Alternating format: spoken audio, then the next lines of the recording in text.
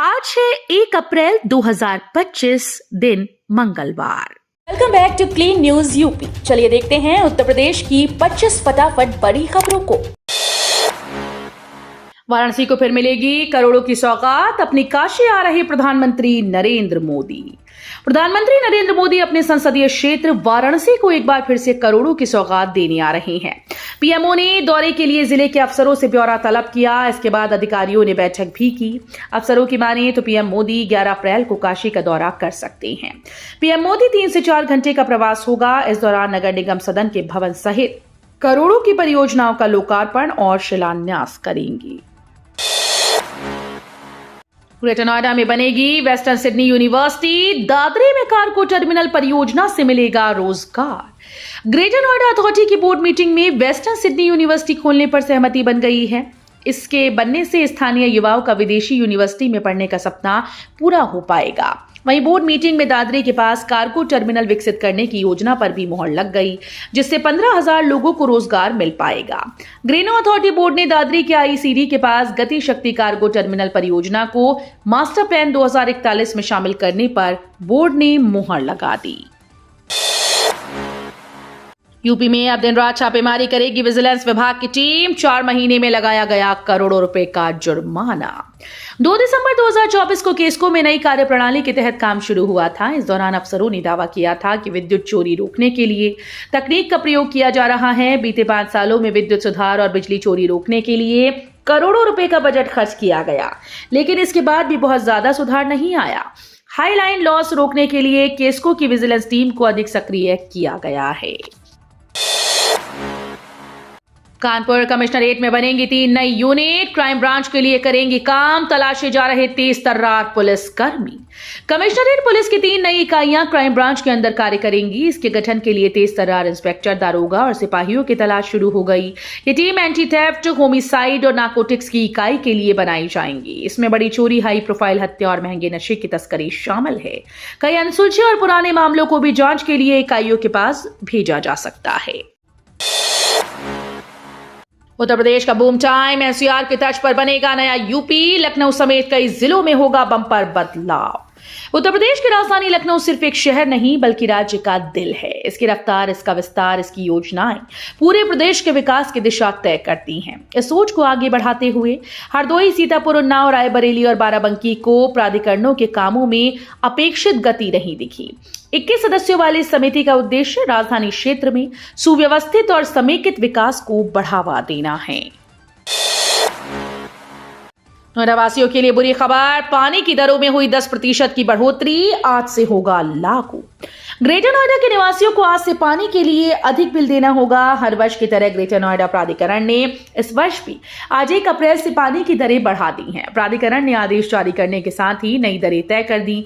करीब 10% की बढ़ोतरी की गई।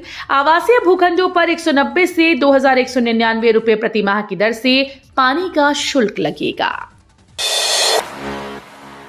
यूपी के जिले में 142 करोड़ की लागत से बनेगी 4 लेन सड़क। बिठूर पर्यटन को बढ़ावा देने के लिए विकास कार्यों को स्वीकृति प्रदान की जा रही है। मुख्यमंत्री योगी आदित्यनाथ ने कुछ दिन पहले बिठूर के विकास के लिए हर संभव मदद का आश्वासन दिया था।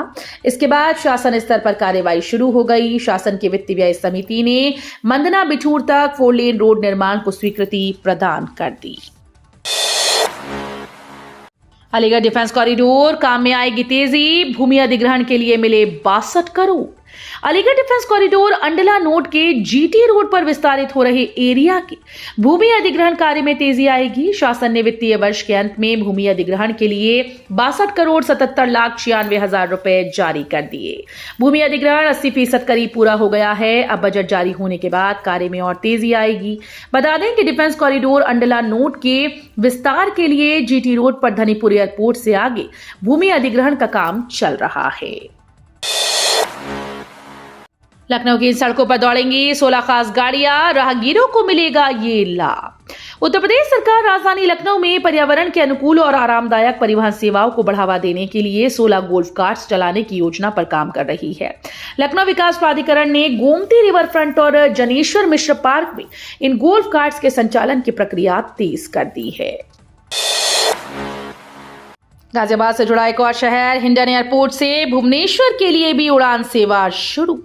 गाजियाबाद के हिंडन एयरपोर्ट से रविवार को भुवनेश्वर की भी उड़ान शुरू हो गई। इसके साथ ही हिंडन 12 शहरों से भी जुड़ गया। पहले दिन 80% के करीब यात्रियों ने सफर किया। भुवनेश्वर से पहुंचे यात्रियों ने उड़ान शुरू होने को काफी सहूलियत भरा बताया। पहले दिन उड़ान समय से पहले ही हिंडन एयरपोर्ट पहुंच गई थी। मेरठ में ईद पर ईदगाह फुल, रोके जाने पर पुलिस कर्मियों से उलझे नमाजी, विरोध में हंगामा। ईद पर मेरठ में ईदगाह फुल होने पर रोके गए नमाजी भड़क गए। मेरठ में सोमवार की सुबह ईद की नमाज को लेकर शाही ईदगाह के बाहर सड़क पर नमाजियों को रोके जाने पर नोकझोंक और हंगामा हो गया। शाही ईदगाह का मैदान फुल हो जाने के बाद पुलिस ने बैरिकेडिंग कर और माइक से घोषणा कर नमाजियों को अंदर जाने से रोका और सड़क पर नमाज करने से रोका। साथ ही नमाजियों को रोके जाने के लिए सड़क पर फायर ब्रिगेड की गाड़ियों से पानी डाल दिया गया। इस कारण वहां हंगामे की स्थिति हो गई। सीएम योगी के दौरे को लेकर बरेली में ट्रैफिक डायवर्जन, इन रास्तों पर रहेगा प्रतिबंध। मुख्यमंत्री योगी आज बरेली दौरे पर आ रही हैं। मुख्यमंत्री बरेली कॉलेज के ग्राउंड में 932.59 करोड़ की 132 विकास परियोजनाओं का लोकार्पण और शिलान्यास करेंगे। बरेली कॉलेज में मुख्यमंत्री की जनसभा को लेकर करीब तैयारियां पूर्ण हो गई हैं। बरेली कॉलेज में साफ सफाई, रंग रोगन किया गया। सीएम योगी के आगमन के लिए बरेली में रूट डायवर्जन रहेगा। यमुना अथॉरिटी में अफसरों कर्मचारियों का टोटा, 84% पद खाली। हजारों करोड़ का वार्षिक बजट और 1149 अधिसूचित गांव के नियोजित विकास के लिए गठित यमुना प्राधिकरण में अधिकारियों और कर्मचारियों को जबरदस्त टोटा है। अधिकतर स्वीकृति पद रिक्त हैं। प्राधिकरण प्लेसमेंट एजेंसी के जरिए नियुक्त कर्मचारियों के भरोसे 6 जिलों में विकास का खाका तैयार कर उसे धरातल पर उतारने के लिए हाथ पांव मार रहा है। अखिलेश यादव का आरोप, मुझे ईदगाह जाने से रोका गया, बोले देश को संविधान से चलाए भाजपा। सपा प्रमुख अखिलेश यादव ने मीडिया से बातचीत में पुलिस पर उन्हें ऐशबाग ईदगाह जाने से रोकने का आरोप लगाया है। उन्होंने कहा कि पुलिस ने मुझे जानबूझकर आधे घंटे रोका, आज तक इतनी बैरिकेडिंग नहीं की गई। मैं हमेशा यहां आता हूं। लोकतंत्र और संविधान को सबसे बड़ा खतरा भाजपा से है। यूपी बीएड संयुक्त प्रवेश परीक्षा के लिए पंजीकरण की अंतिम तिथि बढ़ी। यूपी बीएड जेईई 2025 के इच्छुक उम्मीदवारों के लिए खुशखबरी है। अब आवेदन करने की आखिरी तारीख को एक बार फिर से बढ़ाकर 30 अप्रैल 2025 कर दिया गया। यदि आपने अभी तक यूपी बीएड प्रवेश परीक्षा के लिए आवेदन नहीं किया तो अब भी आपके पास मौका है। बिना विलंब शुल्क के आवेदन की अंतिम तिथि 30 अप्रैल तक है। अगर आप भी इस परीक्षा में बैठने के इच्छुक हैं तो बुंदेलखंड विश्वविद्यालय की आधिकारिक वेबसाइट पर जाकर तुरंत आवेदन कर सकते हैं। समय पर पूरा नहीं होगा अस्पताल भवन का निर्माण, मरीजों व चिकित्सकों को देरी से मिल सकेगी सुविधा। शहर के बस्सी चक रोड पर 27.5 करोड़ रुपए की लागत से बन रहा उपजिला अस्पताल का नया भवन टेंडर की तय समय सीमा 17 मई 2025 को पूरा नहीं हो पाएगा। इसके लिए NIHM को कम से कम 6 महीने का समय बढ़ाना पड़ेगा, तब कहीं जाकर निर्माण का कार्य पूरा हो पाएगा। अब जबकि उपजिला अस्पताल भवन पूरे 2 साल में होना था, लेकिन यदि 6 महीने का समय अब बढ़ा दिया जाता है तो इसके निर्माण कार्य को पूरा होने में करीब 2.5 साल का समय लगेगा। 2027 तक भी जाएगी सहजनवा बांसगांव के बीच रेल लाइन, बनेंगे 12 रेलवे स्टेशन। पूर्वोत्तर रेलवे की बहुप्रतीक्षित परियोजना सहजनवा दोहरीघाट नई रेल लाइन 3 चरणों में पूरी होगी। प्रथम चरण में सहजनवा से बांसगांव तक 32.95 किलोमीटर लंबी रेल लाइन वर्ष 2027 तक बिछ जाएगी। मिट्टी भराई, पुलिया निर्माण आदि के लिए टेंडर की प्रक्रिया लगभग पूर्ण कर ली गई है। दूसरे चरण में बांसगांव से बड़हलगंज तक 36.80 किलोमीटर लंबी रेल लाइन बिछाई जाएगी। रजनीश अग्रवाल बने एनसीआर प्रयागराज मंडल के डीआरएम, हिमांशु बड़ोनी का हुआ ट्रांसफर। प्रयागराज में लगे महाकुंभ के दौरान रिकॉर्ड संख्या में ट्रेन का कुशल संचालन करने वाले मंडल रेल प्रबंधक प्रयागराज हिमांशु बड़ोनी का ट्रांसफर हो गया है। यहां उनका स्थान पश्चिम रेलवे मुंबई के मुख्य वाणिज्य प्रबंधक रजनीश अग्रवाल लेंगे। ईद के बाद रजनीश अग्रवाल प्रयागराज में अपना पदभार ग्रहण करेंगे।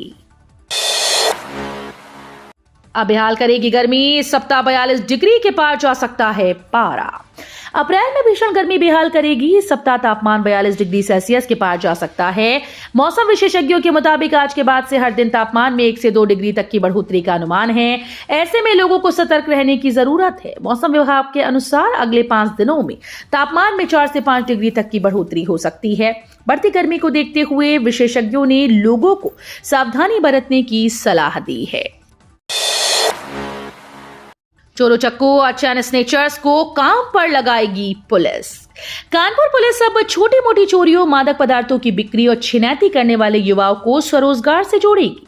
कानपुर कमिश्नरेट सूक्ष्म लघु व मध्यम उद्यम और निर्यात प्रोत्साहन विभाग के संयुक्त प्रयास से इसे संचालित करने की योजना बन रही है। इसके तहत 21 से 40 साल के ऐसे युवाओं की पुलिस पहचान करेगी जो अपराध से दूर जाना चाहते हैं। इन्हें एमएसएमई से प्रशिक्षण व लोन दिलाकर स्वरोजगार से जोड़ा जाएगा। इस शहर में बनेगा धरोहर क्षेत्र, सिर्फ 2 मंजिल तक ही बन सकेंगे भवन। आगरा विकास प्राधिकरण की भौगोलिक सूचना प्रणाली आधारित नए मास्टर प्लान 2031 को शासन से मंजूरी मिल गई। 5 साल की मशक्कत के बाद तैयार प्लान में इस बार ताज धरोहर क्षेत्र तय किया गया है। ये यमुना नदी के दोनों किनारों पर तय हुआ है, जो रामबाग से ताजमहल के बीच होगा। जेवर एयरपोर्ट के पास शॉर्ट केक बनी प्लॉट की स्कीम, 400 प्लॉट थे, छीना झपटी हो गई। इन दिनों किसी भी महानगर या शहर में प्लॉट की स्कीम आ ही नहीं रही। राज्य सरकार के निगम या अथॉरिटी भी अब फ्लैट की ही स्कीम निकाल रही है। ऐसे में नोएडा के एक डेवलपर एटीएस होमक्राफ्ट ने नोएडा इंटरनेशनल एयरपोर्ट या जेवर एयरपोर्ट के पास प्लॉट की एक स्कीम लॉन्च की। इस स्कीम में 400 प्लॉट थे। प्लॉट के लिए 1000 से भी ज्यादा खरीदारों ने एडवांस चेक सौंप दिए। मधुबन बापूधाम आरओबी का निर्माण शुरू, 14 किलोमीटर का सफर हो जाएगा कम। उत्तर प्रदेश के गाजियाबाद के मधुबन बापूधाम रेलवे ओवरब्रिज का काम शुरू हो गया है। अगले 6 महीने में आरओबी के बनकर तैयार होने की उम्मीद है। इसके बन जाने से दिल्ली मेरठ रोड सीधे हापुड़ रोड से जुड़ जाएगी। आरओबी बन जाने से लाखों लोगों को सुविधा होगी। गाजियाबाद विकास प्राधिकरण मधुबन बापूधाम में आरओबी का निर्माण करा रही है। इसके बन जाने से हापुड़ रोड की कनेक्टिविटी और भी बेहतर हो जाएगी। 5 लाख तक की लिमिट वाला क्रेडिट कार्ड देगी मोदी सरकार। नए फाइनेंशियल ईयर में कई ऐसे नियम लागू होंगे जो बजट में लागू हुए थे। बीते 1 फरवरी को बजट पेश करते हुए वित्त मंत्री निर्मला सीतारमण ने किसानों के हित में कई बड़े ऐलान किए थे। इनमें से एक ऐलान किसान क्रेडिट कार्ड का है। किसान क्रेडिट कार्ड से लोन के लिमिट को 3 लाख रुपए से बढ़ाकर 5 लाख रुपए कर दिया गया है। बता दें कि किसान क्रेडिट कार्ड एक बैंकिंग उत्पाद है जो किसानों को बीज, उर्वरक, कीटनाशक जैसी कृषि वस्तुएं खरीदने में मददगार है। आरबीआई अप्रैल में फिर कर सकता है रेट कट, ब्याज दरें घटकर 6% होंगी। Bank of America global research के मुताबिक आरबीआई अप्रैल में होने वाली मौद्रिक नीति समिति की बैठक में एक बार फिर से रेपो रेट में कटौती कर सकता है। बैंक ऑफ अमेरिका का अनुमान है कि आरबीआई रेपो रेट में 25 आधार अंक 0.25% की कटौती कर इसे 6% तक ला सकता है। इसकी वजह है मुद्रास्फीति का अगले कुछ महीनों तक 4% से नीचे बने रहने का अनुमान और रुपए पर दबाव में कमी। तो ये थी आज की 25 फटाफट बड़ी खबरें। अगर आपको न्यूज पसंद आई हो तो वीडियो को लाइक और शेयर जरूर करें। धन्यवाद।